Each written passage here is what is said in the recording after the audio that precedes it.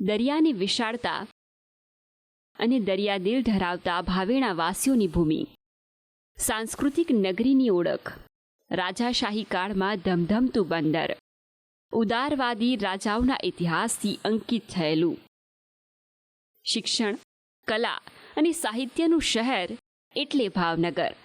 આજે વોટ યાત્રામાં કરીશું ભાવનગરની યાત્રા અને જાણીશું તેની તસવીર અને તાસીર.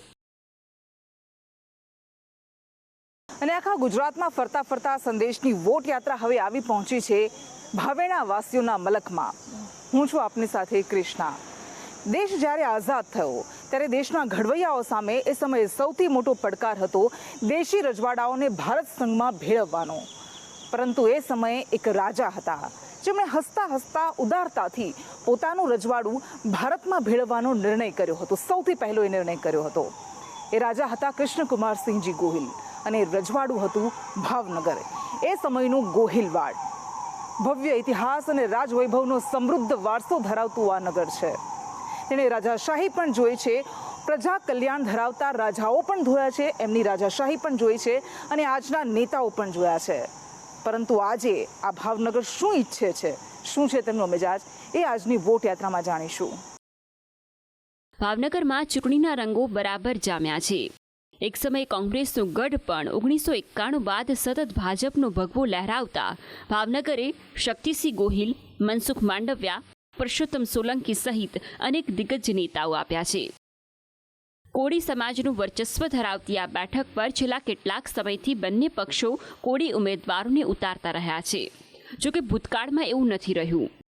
અને ભાવનગરની રાજનીતિની કેટલીક રસપ્રદ વાતોની આપણે વાત કરીએ તો આ એક એવી બેઠક છે કે જ્યાં 1962થી સિલસિલો શરૂ થયો અને અત્યાર સુધી માત્ર 8 જ ચહેરા આ બેઠકે આપ્યા છે. એટલે આ બેઠક પર જે ઉમેદવાર વિજેતા બને છે અને ફરી રિપીટ કરવાનો સિલસિલો ચાલતો રહ્યો છે. માત્ર 2 અપવાદને બાદ કરતા એ શશીભાઈ જમોડ હતા અને ડૉક્ટર મહાવીરસિંહ હતા કે જેમને જીત્યા બાદ પણ રિપીટ નહોતા કરવામાં આવ્યા. બાકીના બધા જ ચહેરાને 2 વખત રિપીટ કરવામાં આવ્યા છે. અને આ જ બેઠકની બીજી એક રસપ્રદ વાત એ પણ છે કે ભાવનગર બેઠક પર ભલે કોળી સમાજનું સૌથી વધારે કોળી સમાજની વસ્તી હોય, વર્ચસ્વ હોય, પરંતુ 1952થી જે સિલસિલો શરૂ થયો હતો સતત 30 વર્ષ સુધી 1980 સુધી 30 વર્ષ સુધી મહેતા અટકધારી પ્રતિનિધિઓને આ બેઠકે ચૂંટ્યા છે. બળવંતરાય મહેતા કે જેઓ ગુજરાતના મુખ્યમંત્રી બન્યા હતા બીજા, એમનાથી આ સિલસિલો શરૂ થયો હતો અને પ્રસન્ન મહેતા સુધી તે ચાલ્યો હતો. આ વખતે ભાજપના નીમુબેન બામણિયા તો આપ અને કોંગ્રેસના સંયુક્ત ઉમેદવાર અને બોટાદના ધારાસભ્ય ઉમેશ મકવાણા વચ્ચે લડાઈ છે. બંને ધમધોકાર પ્રચાર કરી રહ્યા છે. પરિશ્રમ કરે અને હિંમત ને તાકાત નીડરતા હોય એને કોઈ કામ અઘરું નથી લાગતું, બધું સરળ જ લાગે છે.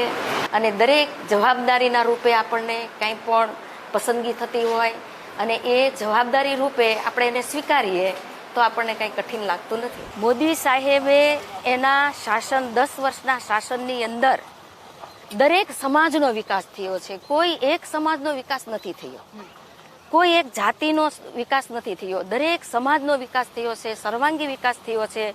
સબકા સાથ સબકા વિશ્વાસના મંત્ર સાથે ભારતીય જનતા પાર્ટીએ વિકાસ કર્યો છે.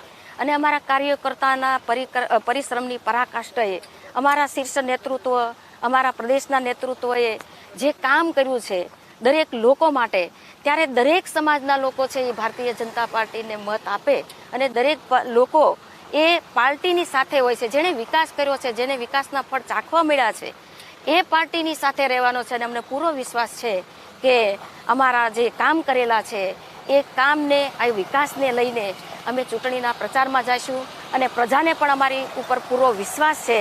અમને ખોબલે ખોબલે મત આપીને અમારા શીર્ષ નેતૃત્વને અને અમને અનેક જવાબદારીઓ આપી છે. જેટલા પણ વિપક્ષ હતા એ આજે સાથે મળી અને આજે તમે જોયું છે કે ભાઈ કેવી રીતના લોકશાહી બચાવી શકાય, કેવી રીતના લોકશાહીનું જતન કરી શકાય, એના માટે બધા સાથી પક્ષો આજે અમે એક થયા છીએ. અને મોટાભાગની જે સીટ શેરિંગની જ્યારે વાત આવે ત્યારે જ્યાં આમ આદમી પાર્ટીના વોટ શેર વધુ હતા ત્યાં આમ આદમી પાર્ટીએ સીટો લીધી છે.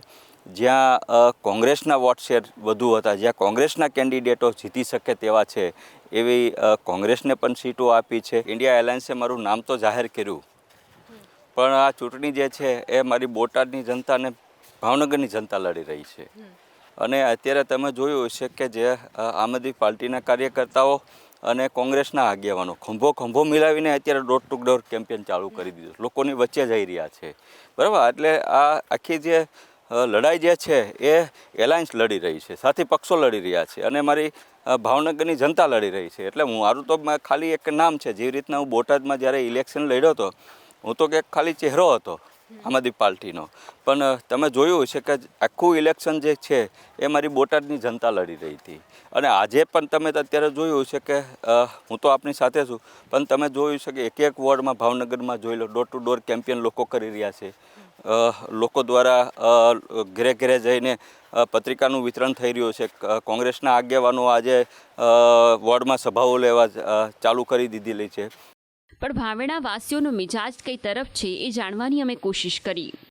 લોકો કહી રહ્યા છે કે ભાવનગર આજે પણ અનેક સુવિધાઓમાં પાછળ છે. કુંભારવાડા ખાસ કરીને પછાત વિસ્તાર છે.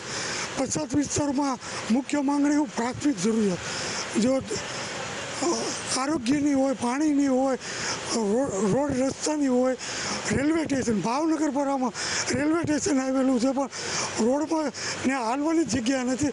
તો એ સ્ટેશનનો મતલબ ગટરની તો પાણી તો આપણને ખબર જ છે કે રોજ ડોળું પાણી આવે છે.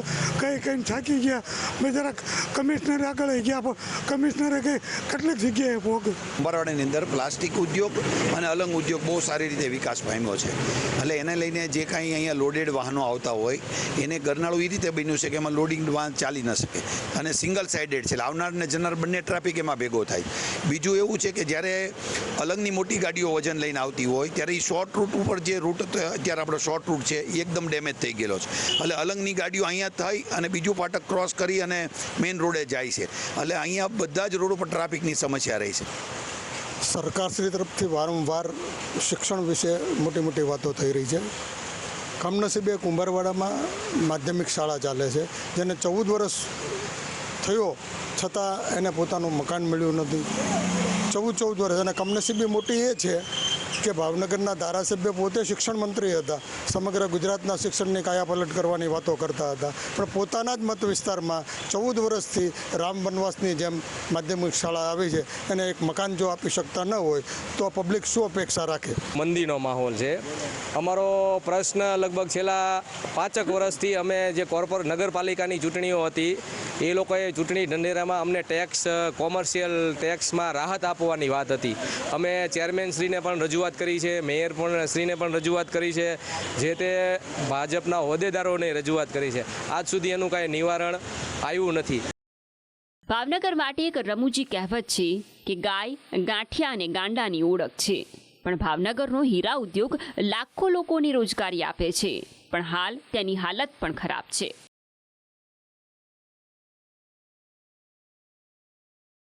બેન, ભાવનગરમાં પ્રોપર ભાવનગર ડિસ્ટ્રિક્ટના જ હોય છે, કોઈ બહારથી જિલ્લામાંથી પણ નથી આવતા હોતા. સુરતમાં તો આઉટ ઓફ રાજ્યમાંથી પણ આવતા હોય છે. અને અહીંયા અત્યારે માહોલ એવો છે કે અને એક પ્લસ પોઈન્ટ એવો હતો હીરાનો કે છેલ્લા 10-15 વર્ષમાં માહોલ એવો હતો કે જે બહેનો છે, આપ જોઈ શકો આંટો મારો તો કે જે રત્ન કલાકારો બહેનો છે એ પણ હીરામાંથી રોજીરોટી મેળવતા હતા અને બહારનું કામ ન કરતા. પણ અત્યારે કંઈ ખેતીવાડીનું કામ પણ છે નહીં, એને હિસાબે રોજીરોટીનો સવાલ ઊભો થાય. અત્યારે એવો કોઈ સ્કોપ છે નહીં. અને રત્ન કલાકારનું કામ એવું હોય છે તે ભણેલા નથી, કલાના હિસાબે એ પોતાની રોજીરોટી મેળવતા હોય છે. એટલે બહારનો સ્કોપ તો એની માટે અત્યારે ખેતીવાડી છે, પણ એ તો ઉનાળાના હિસાબે એ ન શક્ય બને. શહેરી વિસ્તારો તો વિકાસ ઝંખે જ છે, પણ ગ્રામ્ય વિસ્તારના ઘોઘામાં આવેલ એક અનોખા ગામ વાલેસપુરમાં અમે પહોંચ્યા. આ આખું એ ગામ ખ્રિસ્તી છે. અહીં એક પણ હિન્દુ પ્રતીક નથી. જો કે આ અનોખા ગામમાં સમસ્યાઓ પણ અનેક છે. અને વોટ યાત્રામાં આપણે ભાવનગરમાં ફરી રહ્યા છીએ, ભાવનગરના ગ્રામ્ય વિસ્તારોમાં પણ ફરી રહ્યા છીએ, એ લોકોનો મિજાજ પણ જાણી રહ્યા છે. ત્યારે ભાવનગરનું આ એક અનોખું ગામ છે, આ વાલેસપુર ગામ છે. આ એક અનોખું ગામ છે, 100% ખ્રિસ્તી વસ્તી ધરાવતું આ ગામ છે, પરંતુ ગામની કેટલીક સમસ્યાઓ પણ છે. આઝાદીના આટલા બધા વર્ષો બાદ પણ આ ગામ પાયાની સુવિધાઓથી વંચિત રહી ગયું છે. લોકોને પાયાની જરૂરિયાતો માટે પણ વલખા મારવા પડે છે. આ લોકો, ગામના લોકો સાથે જ આપણે વાત કરીશું. મોટાભાગના લોકો અહીંયા ખેતી સાથે સંકળાયેલા છે, પરંતુ કેવી રીતે એમણે પાણી જેવી સુવિધા માટે ક્યાં જવું પડે છે, શું પરિસ્થિતિનો સામનો કરવો પડે છે, આપણે વાત કરીશું. આપણી સાથે ગામના જ એક વાસી છે. શું નામ છે તમારું? અસ્મિતાબેન. અસ્મિતાબેન, તમે ક્યાં રહો છો? હું અહીંયા જ રહું છું, અહીંયા જ રહો છો. અચ્છા, તો જાણવા મળ્યું છે કે આ ગામમાં ઘણી બધી તકલીફો છે, ઘણી બધી સુવિધાઓથી વંચિત રહી ગયું છે. સૌથી મોટી તકલીફ શું છે? પાણીની છે. પાણીની છે. નથી મળતું? મળતું જ નહીં, 4 મહિના તો બિલકુલ નહીં. અચ્છા, તો ત્યારે શું કરવું પડે પછી?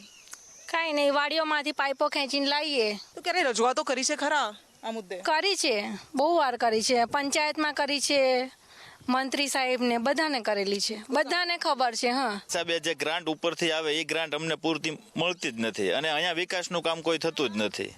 પાણીનો પ્રશ્ન એવો છે કે અમે બહુ રજૂઆત કરી, અત્યારમાં લાઈન નાખેલી છે. સરપંચે અમારા ચિત્તરભાઈ કરીને સરપંચ હતા, એમને જે લાઈન નાખવાની હતી ત્યાંથી નથી નાખી. અમે કીધું કે આ લાઈન નાખો તો એમણે બીજેથી લાઈન નાખી છે, ત્યાંથી અમને પાણી મળી શકે એવી કોઈ પોઝિશન જ નથી. પાણીનો જ બેન મોટો પ્રશ્ન છે અમારે. અચ્છા. અને આ રોડ રસ્તા થોડો પ્રોબ્લેમ છે. અચ્છા, તો ભાજપ, કોંગ્રેસ, આ વખતે તો આમ આદમી પાર્ટીના ઉમેદવાર પણ મેદાનમાં છે ભાવનગરમાંથી. શું લાગે છે, કોણ કામ કરી શકે એવું છે? તમને શું લાગે છે? અત્યારમાં તો એવું છે, જ્યારે ચૂંટણી આવે ત્યારે આવીને બધા કહે છે કે અમે કામ કરશું, અમે કરશું, પણ ચૂંટણી પતી જાય પછી કોઈ ધ્યાન નથી દેતું, એ કોઈ બી પાર્ટી હોય. એવી તો કોઈ અપેક્ષા નથી અમને, પણ ખાલી અમારી જૂથ પંચાયત અલગ થઈ જાય તો અમારે એટલો ફાયદો કે અમને અમારી ગ્રાન્ટ જે પાસ થાય એમાંથી અમારું કામ થઈ શકે. બોટયાત્રામાં ફરતા ફરતા અમે બોટાદ પહોંચ્યા, જ્યાંના ધારાસભ્ય ઉમેશ મકવાણા ખુદ ભાજપ સામે મેદાનમાં છે.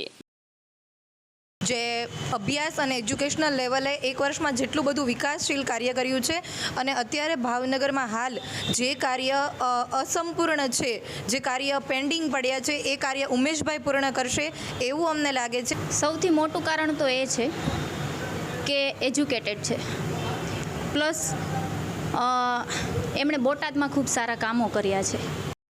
ભાવનગરના રાજાઓએ તો ઘણા કામ કર્યા, પણ નેતાઓએ શું કર્યું તેનો ચિતાર પણ અમે મેળવ્યો. અને વોટ યાત્રામાં આપણે જ્યારે ભાવનગર ફરી રહ્યા છીએ, આ એ શહેર છે કે જેણે રાજાશાહી પણ જોઈ છે ને લોકશાહી પણ જોઈ રહ્યું છે. પરંતુ અત્યારે આપણી સાથે રાજકીય વિશ્લેષક છે રણધીરસિંહ ઝાલા, એમની સાથે થોડું સમજવાની કોશિશ કરીશું ભાવનગરની રાજનીતિને. રણધીરસિંહજી, ભાવનગરની રાજનીતિના તાણાવાણા કઈ રીતે ગૂંથાયેલા છે, શું એના સમીકરણો રહ્યા છે, એ સમજવું છે. ભાવનગરની રાજનીતિ છેલ્લા 25 વર્ષથી 30 વર્ષથી આપ જુઓ તો ભારતીય જનતા પક્ષ સાથે ખૂબ ગહનતાથી સંકળાયેલી છે અને લગભગ એમ ગણો કે સ્પષ્ટ બહુમતીથી બધી સીટો આવતી રહી છે. ક્યાંક એકાદી સીટ ક્યાંક લેસ થઈ હોય તો એ વાત અલગ છે, પરંતુ ભાવનગરનું જનમાનસ બહુ ટાઈમથી ભારતીય જનતા પાર્ટી સાથે સંકળાયેલું છે, એ આપણે માનવું પડે. કારણ કે 91થી આપ જોઈ રહ્યા છો કે પહેલી સીટ મહેન્દ્રભાઈ ત્રિવેદી અમારે પૂર્વ વિધાનસભામાંથી જે તે સમયે આવેલા, એ પછીથી સાંસદની સીટ ગણો, સ્થાનિક સ્વરાજ્યની બધી સીટો ગણો, કોર્પોરેશન ગણો, તો આ બધામાં જનમાનસની અંદર Bharatiya Janata party mind and heart એની અંદર ફિટ થઈ ગયેલું. તમને લાગે છે કે ઉમેશ મકવાણા એ ભારતીય જનતા પાર્ટીને લડત આપી શકવા માટે સક્ષમ છે? નહીં, કોળી મતદાર હું બહુ વર્ષોથી જોઈ રહ્યો છું બેન, કે ભારતીય જનતા પક્ષ સાથે ખૂબ ગહનતાથી જોડાયેલો છે અને કોળી મતદાર એ આજે ઓબીસીના નાતે ભારતીય જનતા પક્ષની એક વોટ બેંક બની ગયેલો છે. એટલે ઉમેશભાઈ મકવાણાને કોળી સમાજમાંથી મત મળવા એ મને બહુ લાગતું નથી એનું કોઈ કારણ. અને આમ ભાવનગરમાં ફરતા ફરતા અમારી યાત્રા સમાપ્ત થઈ. અને વોટ યાત્રામાં આપણે ભાવનગરનો મિજાજ જાણ્યો, ભાવનગરની તસવીર પણ જોઈ. વડોદરા અને ભાવનગર બંનેમાં એક સામ્યતા છે કે એને એ દીર્ઘદ્રષ્ટા રાજાઓ તો મળ્યા, પરંતુ એવા નેતાઓ ન મળ્યા અને પરિણામે ભાવનગરનો જોઈએ તેવો વિકાસ નથી થઈ શક્યો. પરંતુ 1991થી ભારતીય જનતા પાર્ટીનો ગઢ બનેલી આ બેઠકને તોડવામાં કોંગ્રેસને તો સફળતા નહોતી મળી, ત્યારે એના સંયુક્ત ઉમેદવાર આમ આદમી પાર્ટીના ઉમેશ મકવાણાને સફળતા મળે છે કે કેમ એ જોવું રોચક રહેશે.